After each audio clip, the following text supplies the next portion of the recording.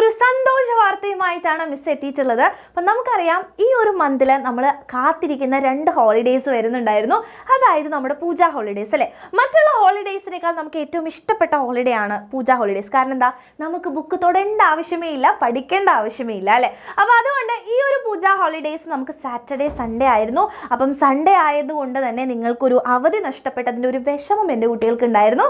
അപ്പം ഇപ്പം അതിനൊരു ചെറിയ മാറ്റം വന്നിരിക്കുകയാണ്. അതായത് വെള്ളിയാഴ്ച കൂടെ നമുക്ക് അവധിയാണ് മക്കളെ. അപ്പോൾ നിങ്ങൾക്ക് വെള്ളി, ശനി, ഞായർ 3 ദിവസങ്ങൾ അടിപൊളിയായിട്ട് അവധി കിട്ടും. നിങ്ങൾക്ക് എൻജോയ് ചെയ്യാനുള്ള സമയമാണ്.